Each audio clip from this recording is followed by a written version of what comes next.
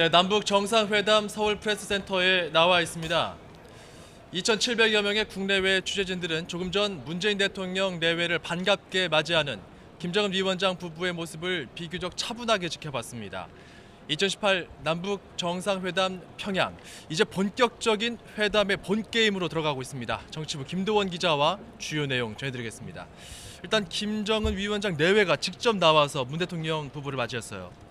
그렇습니다. 오늘 김정은 위원장이 과연 나올 것인가, 그리고 리설주 여사가 같이 나올 것인가 굉장히 관심이었는데, 오늘 저도 시청자 여러분과 함께 이제 프레스센터에서의 현장 중계 화면을 지켜봤습니다만, 북측에서 굉장히 신경을 많이 써서 파격적인 예우를 했다, 이런 느낌이 듭니다.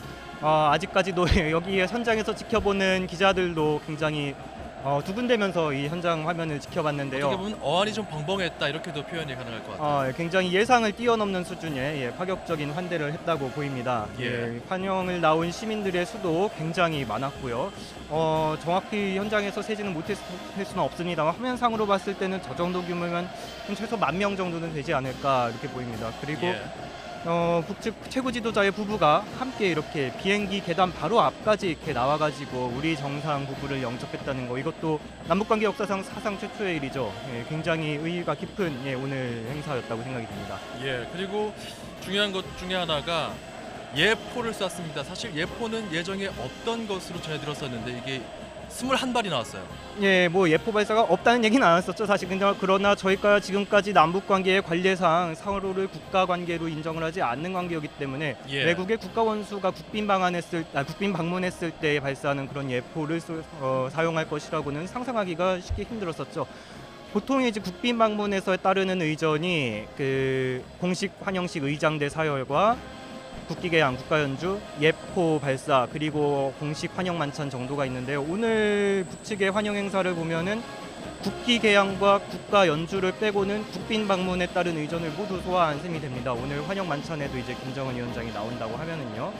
그러면은 정말 이제 국가 관계를 인정할 수 없는 특수성상 이제 사실상 어려운 국가연주와 국기개양만 빼고는 문 대통령에게 할 수 있는 최상의 예우를 다했다라고 생각이 됩니다. 특히 예포라는 게 물론 이제 현대 의전에서는 이제 환영의 의미로 이제 사용이 되고 있습니다만, 원래 유래 자체가 그 대포의 탄을 모두 소진해서 무장을 해제한다, 뭐 이런 뜻 아니겠습니까? 그렇기 때문에 북측이 오늘 이렇게 예포를 21발, 국가 원수에 대해서 이제 21발을 쏘게 돼 있는데, 예포를 사용했다는 것은 남측에 대한 평화의 메시지라고도 이렇게 해석을 할 수가 있을 것 같습니다.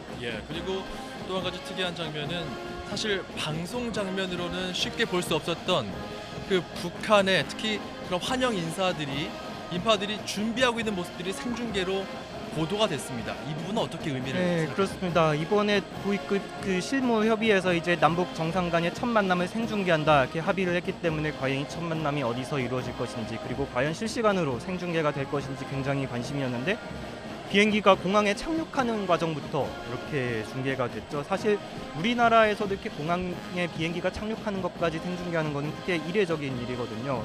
측이 굉장히 취재 협조와 편의에 신경을 써줬다, 이런 생각이 듭니다. 그리고 공항 영접에는 김정은 위원장 부부 외에도 김여정 부부장이랄지 주요 북측 인사들이 많이 등장했죠.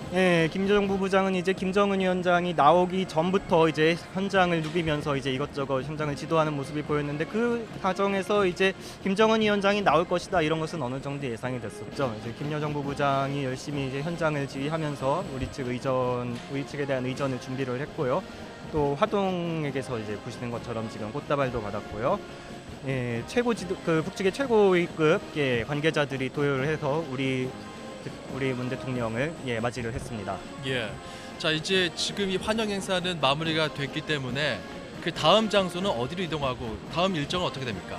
지금 일단은 숙소인 백화원 영빈관으로 이동을 하고 있을 것으로 예상이 됩니다. 이제 그 아까 윤영찬 총수석 발표로는 백화원 영빈관 이동 과정을 생중계하겠다라고 했는데, 지금 이동 과정을 이렇게 따라가는 생중계는 아닌 것 같고요. 아마 영빈관 입구에서 이제 문 대통령의 입장 모습을 이제 대기하면서 생중계를 할 것으로 예상이 됩니다. 일단 숙소에서 짐을 풀고 좀 이렇게 여독을 푼 뒤에 아마 우리 수행원들과 오찬을 하고서 이제 김정은 위원장과의 첫 정상회담을 준비할 것으로 보입니다.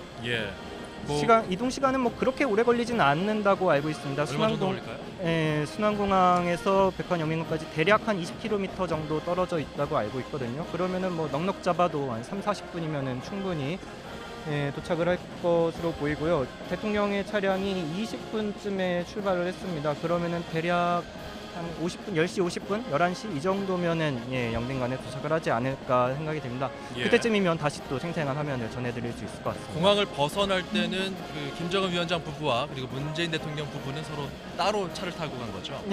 원래는 차를 따로 타는 게 정상적인 의전입니다. 이렇게 부부가 함께 왔기 때문에 부부가 같은 차를 타도록 배려하고, 또 김정은 위원장이 또 영빈관으로 갈 이유는 없거든요. 아마 김정은 위원장 부부는 이제 자신의 집무실인 조선노동당 본관으로 갈 수도 있고요.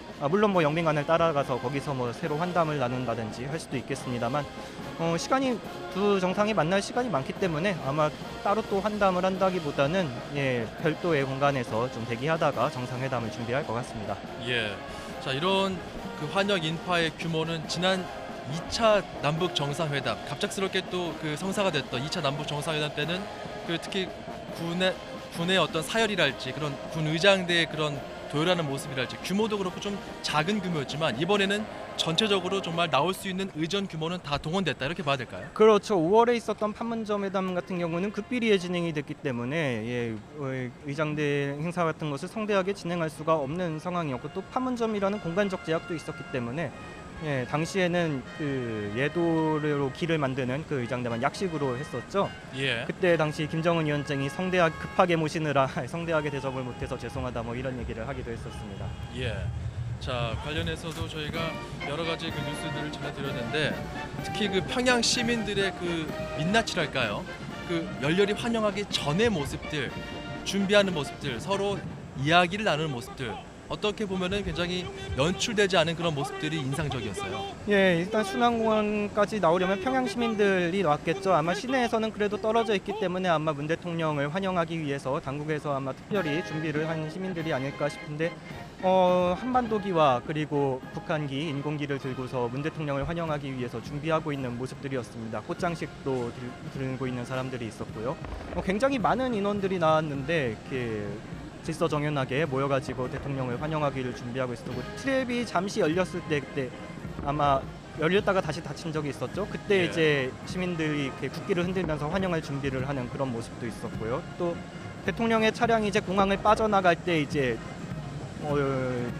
대통령의 차량을 보려고 했을까요? 아니면 따라가려고 했을까요? 그 통제선 밖으로 이렇게 조금 나오다가 이제 북한 당국의 제지를 받는 그런 모습도 보이기도 했습니다. 북한군 의장대의 본격적인 사열이 시작되기 전에 그 사열 관계자 대표가 문재인 대통령 각하, 문재인 각하라는 그런 표현을 썼습니다. 그럼 호칭에는 또 어떤 의미가 있을까요?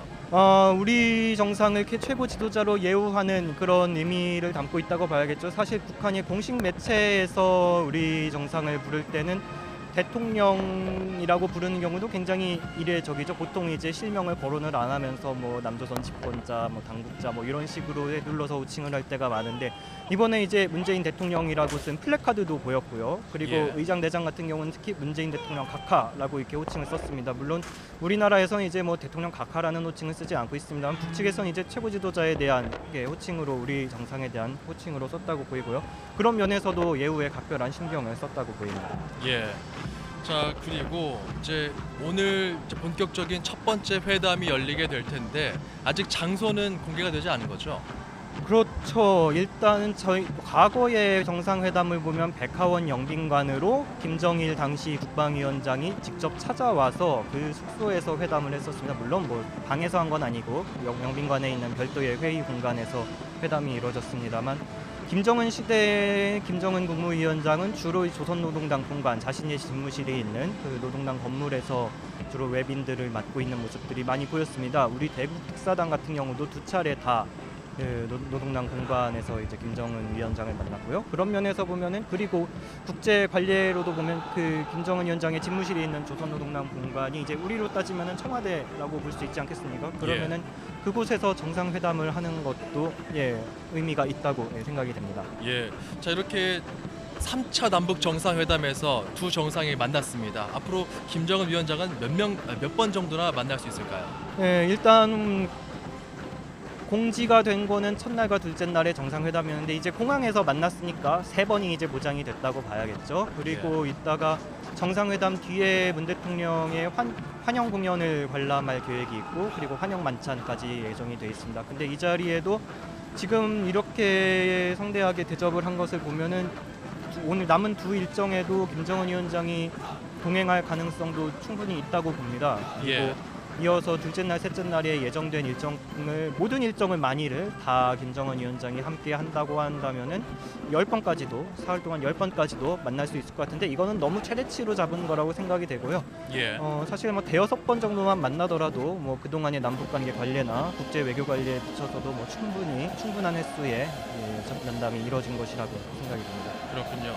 그 비행기에서 문재인 대통령 부부가 내리자마자 김정은 위원장 내외도 같이 와서 화답을 하고 잠시 동안 담소를 나눴거든요.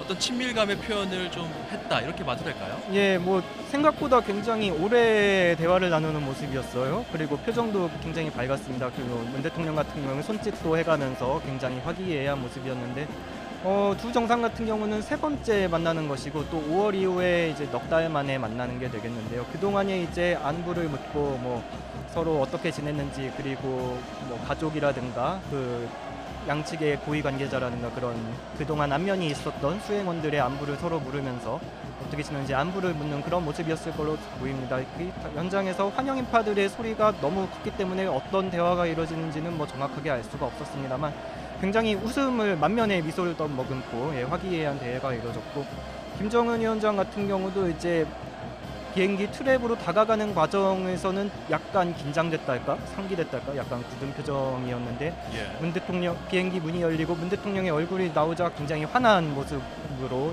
웃음을 띠면서 박수를 치는 모습 볼 수 있었습니다. 이번 정상회담 기간 두 정상의 호흡이 잘 맞기를 기대할 수 있는 그런 모습이었다고 봅니다. 자, 그리고 문재인 대통령이 앞서 그 서울공항에서 비행기를 탑승하기 전에 잠깐 그 건물 안에서 그 환담을 나누고 출발했습니다. 그때 이런 얘기를 했다고 합니다. 이번 방북으로 북미 대화 재개가 된다면 그것 자체로 의미가 있다. 그리고 만나는 게 의미가 있는데 정례화를 넘어서 이제는 남북이 언제든지 만날 수 있다. 이런 내용을 얘기했다고 하거든요. 오늘 이 순환공에 도착한 모습과 같이 비교해서 봤을 때 좀 공통점이 있는 것 같아요. 네, 아무래도 이 종합해서 보면은 문 대통령은 남북 관계에 대해서는 굉장한 자신감을 갖게 된 것이 아닌가 이렇게 생각이 됩니다. 특히 지난 5월에 있었던 번개라고도 불렀던 그 2차 남북 정상회담. 깜짝을 아무도 모르게 정말 청와대 관계자들도 모를 정도로 수시로 만날 수 있는 그런 사이가 됐다는 것. 그런 면에서 남북 간 정상 간의 신뢰가 꽤나 쌓여 있다고 생각이 되고요. 사실 그러나 남북 관계의 진전을 위해서는 비핵화 조치의 진전이 무엇보다 중요하기 때문에 그런 면에서는 좀 대통령의 어깨가 많이 무거울 것 같습니다. 그래서 문 대통령을 트럼프 미국 대통령이 문 대통령에게 수석 협상가의 역할을 맡아달라 이런 얘기도 하지 않았습니까? 근데 사실 이게 뭐 좋은 말 같지만 어떻게 보면 굉장히 부담스러운 말이기도 해요. 협상이 잘 안 되면은 우리 대통령의 책임이라는 뜻이 될 수도 있고 그렇기 때문에 협상을 성공시켜야 하는 그런 임무가 우리 대통령에게 주어졌다 이렇게도 볼 수가 있는데 그런 면에서 문 대통령은 이번 방북에서 북미 간의 비핵화 실무 협의 대화를 촉진하고 중재하는 그런 역할을 또 하겠다고 앞서도 다짐하기도 했는데 그래서 이번 방북을 통해서 2차 북미 정상회담을 성사시키는 것 그것도 이번에 문 대통령이 목표로 하고 있는 중요한 과제가 되겠습니다. 앞서 청와대 고위 관계자가 뭐 성명이나 합의문을 뛰어넘어서 이제 그런 것들이 나올지 안 나올지가 중요한 것이 아니라 정말 평화를 원하고 그리고 이번 만남을 통해서 정말 그 북미 간의 교착 상태에 빠진 그런 국면들이 좀 다시 가동되고 움직일 수 있다면 거기에 좀 의미가 있지 않겠는가 이런 이야기를 한 걸 들었는데 이건 어떻게 봐야 될까요? 네, 일단 뭐 기존의 남북 합의를 충실하게 실천하는 게 중요하다 뭐 이런 것을 강조한 의미라고 저는 받아들이고요. 이번에 정상회담을 한 다음에 공동기자회견을 할 수 있다고 임종석 비서실장이 말하지 않았습니까? 그러니까 뭐 어떤 합의문이라든가 문건 이런 게 전혀 없지는 않을 겁니다. 두 정상이 만난 만큼 그 회담에서 어떤 결과와 합의가 있었는지는 아마 문건으로 정리가 될 것이고 다만 그것이 어떤 뭐 판문점 선언처럼 어떤 랜드마크가 될 만한 그런 선언 문건이 된다기보다는 그동안에 있었던 합의사항을 확인하고 앞으로 나아갈 방향을 정리하고 그리고 실천 의지를 다지고 또 구체적인 실천 방안을 논의하고 그런 성격의 문서가 될 가능성이 크다고 생각을 합니다. 자, 그리고 두 정상의 첫 번째 회담이 진행되는 동안 김정숙 여사를 비롯한 다른 수행원들은 별도의 일정을 진행하게 됩니다. 특히 김정숙 여사가 이동하는 그런 장소 명칭들도 공식적으로 나왔죠? 그렇습니다. 일단 김정숙 여사는 남북 정상회담이 진행되는 동안 이제 대동강 구역에 있는 북한의 최대 어린이 종합병원이라고 합니다. 북한의 최대 어린이 아동 종합병원을 방문을 하게 되고요. 이어서 대동강 구역에 있는 김원균 음악종합대학을 참관한다고 합니다. 김원균이라는 사람은 북한의 유명한 작곡가라고 하는데요. 작곡가의 이름을 따서 만들어진 대학이라고 합니다. 남북 정상 간이 회담하는 동안에 이제 여사라든가 수행원은 이제 또 별도의 일정을 이제 소화를 하게 될 텐데요. 아마 오늘 이제 리설주 여사가 나온 걸로 봐서는 이제 김정숙 여사의 별도 일정에도 리설주 여사가 동행을 하지 않을까 이렇게 보면 틀림이 없을 것 같고요. 특히 이제 음악대학이 포함이 돼 있다는 거. 김정숙 여사가 성악을 전공했고요. 리설주 여사도 가수 출신이니까 둘이 또 음악을 통해서 공통 분모를 가지고 많은 얘기를 낳고 친분을 다질 수 있는 그런 시간이 될 수 있을 것 같습니다. 그 특별 수행원들 중에는 그 정재계 인사들 그리고 우리 그 정부 관계자들도 포함이 돼 있고요. 상당히 각각 역할들이 전부 다 다를 텐데 좀 눈에 띄는 그런 수행원들 일정이 있을까요? 예, 일단 공식 수행원, 그러니까 우리 정부 관계자인 공식 수행원, 그러니까 뭐 서훈 국정원장이라든가 정의용 안보실장, 강경화 외교부 장관 이런 공식 수행원은 아마 회담장 주변에서 대기를 할 것으로 보입니다. 그러면서 정상회담에 뭐 몇 명이 배석할지는 모르겠습니다만 필요에 따라서 언제든지 회담장으로 불러들여서 뭐 필요한 사항을 묻고 브리핑하게 한다든가 아니면 나아가서 필요한 사항은 실무 합의를 한다든가 이런 상황이 대비할 수가 있겠고요. 그다음에 특별수행원 중에 이제 정치권 인사들이 있죠. 이번에 여야 3당 대표가 아까 문 대통령과 함께 전용기에 타고 왔고요. 그리고 박원순 서울시장과 최문순 강원지사도 왔죠. 이런 정치권 인사의 경우는 이제 김영남 최고인민회의 상임위원장을 만나서 대화를 할 수가 있을 것 같습니다. 그리고 재벌 총수들 등을 비롯한 이제 경제인들은 리용남 내각 부총리를 만나서 대화를 하게 될 것이라고 하고요. 리용남 부총리 같은 경우는 이제 측의 경제 파트를 총괄하고 있는 인사라고 합니다. 그래서 앞으로 대북 제재가 이제 해제가 되게 되면은 이제 남북 간 경제 협력이 진전이 될 텐데 그것에 대해서 어떤 가능한 어느 정도의 협력이 가능한지 북측의 계획을 또 설명을 듣고 우리 측이 가능한 투자가 어떤 것이 있을지 협력 사업이 어떤 것이 있을지 논의를 하게 될 것으로 보인다. 그 밖에도 여러 문화계, 언론계, 통일운동계 여러 수행원들이 있는데요. 각각 북측에 해당하는 상대방과 별도의 일정을 가지게 될 것으로 보입니다. 예, 오늘 그 예술단으로 참여한 예술 인사들이 있죠. 그러니까 특별 수행원들로 참여한 사람 중에는 가수도 있고요. 그리고 마술사도 있고 이런 어떤 구성을 봤을 때는 저녁 환영 만찬 때 북측에서 뭔가 공연을 준비하면은 우리도 뭔가 답례를 준비하지 않을까 이런 예상도 나오는데요. 예. 보통은 이제 외교 관리에서는 국빈 만찬의 경우 이제 초청한 나라, 그러니까 접수국의 공연만이 이루어지는 게 일반적입니다. 근데 남북 관계는 또 아까 말씀드렸듯이 특수한 관계이기 때문에 답례 공연이란 게 있습니다. 지난번에 판문점에서 4월에 회담할 때도 우리 측에 그때는 우리 측이 주최 측이었죠. 그렇지만 북측의 인사들이 그때 나와서 공연을 했었죠. 그런 식으로 남북의 합동 공연이 이루어지게 되겠고요. 그래서 오늘 방북한 가수들 같은 경우 각각 자신의 노래를 부르는 식으로 그런 공연이 준비가 되고 있다고 합니다. 그리고 마술사 최현우 씨도 방북했죠. 그래서 마술 공연도 있을 것 같고요. 그리고 북측 인사와 우리 인사가 그 협연을 하는 그런 순서도 준비가 되고 있는 것으로 알려지고 있습니다. 만찬 내용이 어디까지 공개될지 모르겠는데 이따 저녁에 만찬 행사가 끝나고 나면은 생생한 화면 전해드릴 수 있을 것 같습니다. 그리고 전체적으로 보면은 생중계 상황도 그렇고 뭔가 남측의 그런 개방적인 언론에 상당히 좀 공간을 열어주는 그런 모습들을 볼 수 있는데 이거는 북한이 당초에 알려진 이미지는 좀 폐쇄적이고 그리고 정해진 것만 보여주는 그런 측면들이 있었습니다.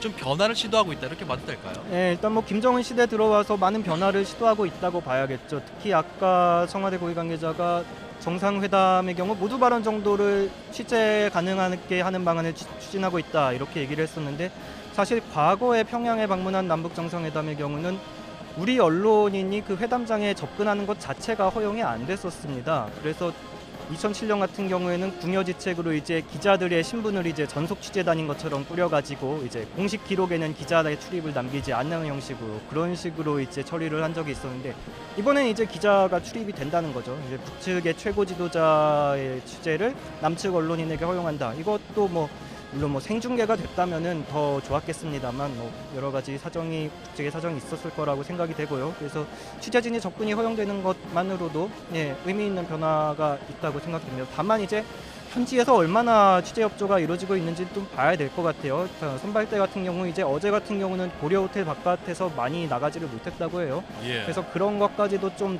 더 자유롭게 외곽 취재라든가 이런 게 허용이 된다면 좀 더 북측의 변화된 모습을 알고 또 평양 시민들의 생생한 모습도 이렇게 전해드릴 수 있을 것 같은데 오늘은 상황이 어떻게 달라질지 궁금합니다. 지금 프레스센터에 전해지는 내용에 따르면 일단 백화원에서 문재인 대통령 부부는 오찬을 하고요. 그리고 정상회담 장소로 옮길 듯하다는 소식입니다. 자, 그리고 무엇보다 그 회담 장소를 따로 옮겨서 한다는 거는 그만큼 조선노동당 본관에서 첫 남북 정상회담이 이루어지지 않을까 이런 예상을 좀 더 가능성을 높여주는 것 같은데요. 네, 장소를 옮긴다고 하니까요. 백화원 영빈관이 오찬 장소인데 장소를 옮긴다. 그러면은 남은 장소는 뭐 조선노동당 본관이 될 가능성이 크죠. 그렇기 때문에 정상회담 장소는 김정은 위원장의 집무실이 있는 조선노동당 본관이 될 가능성이 커 보입니다. 다만 오늘 정상회담 같은 경우는 아까 이제 최대한 취재 가능성을 높이겠다고 합니다만 우리 취재진의 접근이 안 될 가능성도 있다고 하네요. 지금 보면은 조선중앙TV가 촬영한 화면을 제공할 수도 있다고 하니까요. 과연 북측 최고 지도자에 대해서 우리 취재진의 접근이 허용이 될 것인지 오늘 또 하나의 관전 포인트가 될 것 같습니다. 김동 기자, 우리가 지금 순안공항에서 문재인 대통령 내외를 영접하는 모습을 보면서 여러 파격적인 요소들을 발견했습니다. 이제 2박 3일 쭉 일정이 진행될 텐데 또 다른 파격이나 이례적인 그런 상황들이 연출될 가능성 아직 열려 있는 거죠? 그렇죠. 김정은 위원장 마음먹기에 따라서 얼마든지 파격적인 대우가 가능하다고 생각됩니다. 특히 남은 일정이 길기 때문에 그리고 북측의 경우 이제 김정은 위원장이 많은 전권을 가지고 있기 때문에 김 위원장이 마음먹기에 따라서는 여러 가지 파격적인 일정이 가능하다고 생각됩니다. 알겠습니다. 자, 앞서 우리 측 전용기가 도착하기 전 평양 순안공항의 준비 모습이 여과 없이 전파를 타기도 했습니다. 과거엔 볼 수 없었던 이례적인 방송 장면이고요. 21발의 예포 발사 또한 상당한 파격적인 의전이었다는 분석이 나옵니다. 제3차 남북 정상회담에서 또 어떤 이례적인 장면이 연출될지 혹은 파격적인 성과를 거두게 될지 지켜보게 되는 대목입니다. 자, 지금까지 남북 정상회담 서울 프레스센터에서 전해드렸습니다.